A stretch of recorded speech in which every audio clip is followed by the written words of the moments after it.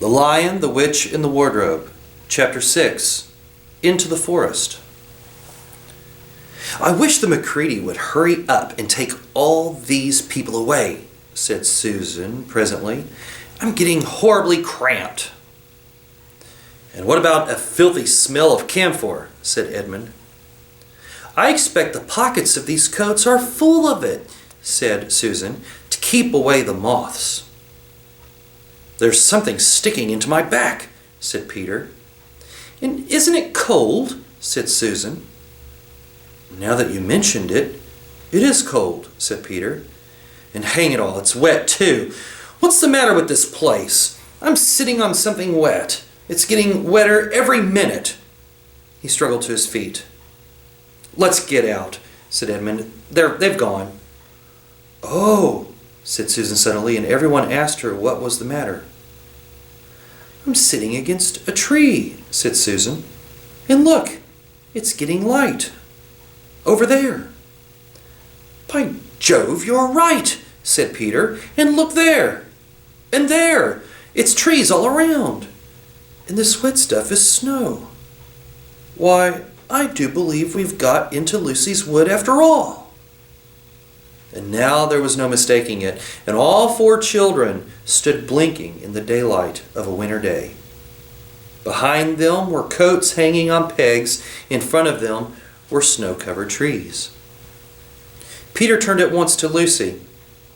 "I apologize for not believing you," he said. "I'm sorry. Will you shake hands?" "Of course," said Lucy, and did. "And now," said Susan, "what do we do next?" "Do?" said Peter. "Why, go and explore the wood, of course." "Oh," said Susan, stamping her feet, "it's pretty cold. What about putting on some of these coats?" "They're not ours," said Peter doubtfully. "I'm sure nobody would mind," said Susan. "It isn't as if we wanted to take them out of the house. We shan't take them even out of the wardrobe." "I never thought of that, Sue," said Peter. "Of course. Now you put in that way, I see. No one could say you had bagged a coat as long as you leave it in the wardrobe where you found it, and I suppose this whole country is in the wardrobe." They immediately carried out Susan's very sensible plan. The coats were rather too big for them, so they came down to their heels and looked more like royal robes than coats when they had them put on. But they all felt a good deal warmer, and each thought the others looked better in their new get-up and more suitable to the landscape. "We can pretend we are Arctic explorers," said Lucy. This is going to be exciting enough without pretending," said Peter, as he began leading the way forward into the forest. There were heavy, darkish clouds overhead, and it looked as if there might be more snow before night. "I say," began Edmund presently, "oughtn't we be bearing a bit more to the left? That is, if we are aiming for the lamppost?" He had forgotten for the moment that he must pretend never to have been in the wood before. The moment the words were out of his mouth, he realized that he had given himself away. Everyone stopped. Everyone stared at him. Peter whistled. "So, you really were here," he said. "That time Lou said she'd met you in here, and you made out she was telling lies?" There was a dead silence. "Well, of all the poisonous little beast," said Peter. He shrugged his shoulders and said no more. There seemed, indeed, no more to say, and presently the four resumed their journey, but Edmund was saying to himself, "I'll pay you all out for this, you pack of stuck-up, self-satisfied prigs." "Where are we going anyway?" said Susan, chiefly for the sake of changing the subject. "I think Lou ought to be the leader," said Peter. "Goodness knows she deserves it. Where will you take us, Lou?" "What about going to see Mr. Tumnus?" said Lucy. He's the nice fawn I told you about." Everyone agreed to this, and off they went, walking briskly and stamping their feet. Lucy proved a good leader. At first she wondered whether she would be able to find the way.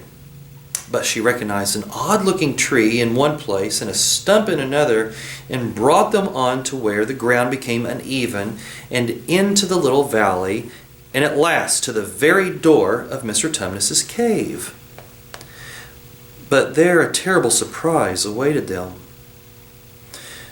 The door had been wrenched off its hinges and broken to bits. Inside the cave was dark and cold, and had the damp feel and smell of a place that had not been lived in for several days. Snow had drifted in from the doorway and was heaped on the floor, mixed with something black which turned out to be the charred sticks and ashes from the fire. Someone had apparently flung it about the room and then stamped it out.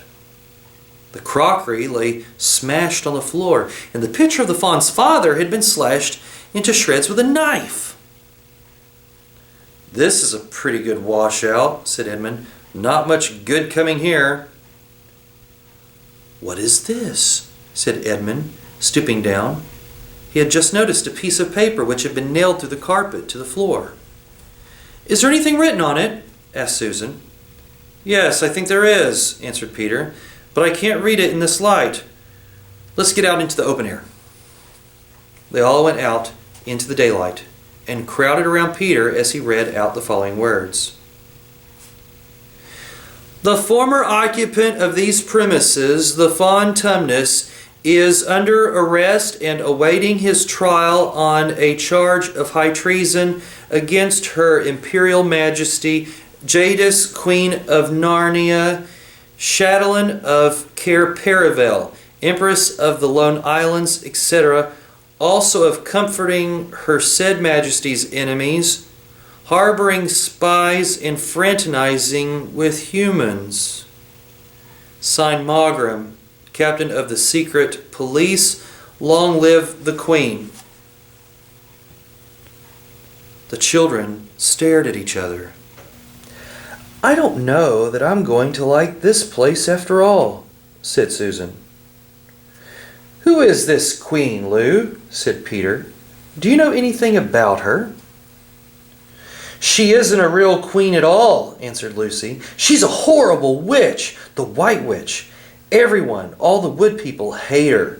She has made an enchantment over the whole country so that it is always winter here, and never Christmas." "I wonder if there's any point in going on," said Susan. "I mean, it doesn't seem particularly safe here, and it looks as if it won't be much fun either. And it's getting colder every minute, and we've brought nothing to eat. What about just going home?"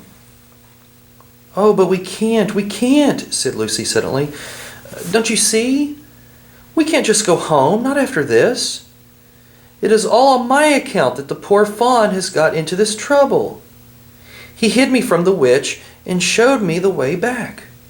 That's what it means by comforting the Queen's enemies and fraternizing with humans. We simply must try to rescue him." "A lot we could do," said Edmund, "when we haven't even got anything to eat." "Shut up, you," said Peter, who was still very angry with Edmund. "What do you think, Susan?" "I have a horrid feeling that Lou is right," said Susan. "I don't want to go a step further, and I wish we'd never come. But I think we must try to do something for Mr. whatever his name is. The fawn." "Well, that's what I feel too," said Peter. "I'm worried about having no food with us. I'd vote for going back and getting something from the larder, only there doesn't seem to be any certainty of getting into this country again when once you've got out of it. I think we'll have to go on." "So do I," said both the girls. "If only we knew where the poor chap was imprisoned," said Peter. They were all still wondering what to do next when Lucy said, "Look, there's a robin with such a red breast. It's the first bird I've seen here. I say, I wonder, can birds talk in Narnia? It almost looks as if it wanted to say something to us. Then she turned to the robin and said, Please, can you tell us where Tumnus the fawn has been taken to? As she said this, she took a step forward toward the bird. It at once flew away, but only as far as to the next tree. There it perched and looked at them very hard, as if it understood all they had been saying. Almost without noticing that they had done so, the 4 children went a step or 2 nearer to it. At this, the robin flew away again to the next tree, and once more looked at them very hard. You couldn't have found a robin with a redder chest or a brighter eye. Do you know, said Lucy, I really believe he means us to follow him. I have an idea he does, said Susan. What do you think, Peter? Well, we might as well try it, answered Peter. The robin appeared to understand the matter thoroughly. It kept going from tree to tree, always a few yards ahead of them, but always so near that they could easily follow it. In this way, it led them on, slightly downhill. Wherever the robin alighted, a little shower of snow would fall off the branch. Presently, the clouds parted overhead, and the winter sun came out, and the snow all around them grew dazzlingly bright. They had been traveling in this way for about half an hour, with the 2 girls in front, when Edmund said to Peter, If you're not still too high and mighty to talk to me, I've something to say which you'd better listen to. What is it? Asked Peter. Hush, not so loud, said Edmund. There's no good frightening the girls. But if you realized what we're doing... What? Said Peter, lowering his voice to a whisper. We're following a guide we know nothing about. How do we know which side that bird is on? Why shouldn't it be leading us into a trap? That's a nasty idea. Still, a robin, you know, they're good birds in all the stories I've ever read. I'm sure a robin wouldn't be on the wrong side. If it comes to that, which is the right side? How do we know that the fawns are in the right and the queen, yes, I know I've been told she's a witch, is in the wrong? We don't really know anything about either. The fawn saved Lucy. That he said he did. But how do we know? And there's another thing too. Has anyone the least idea of the way home from here? Great Scott, said Peter.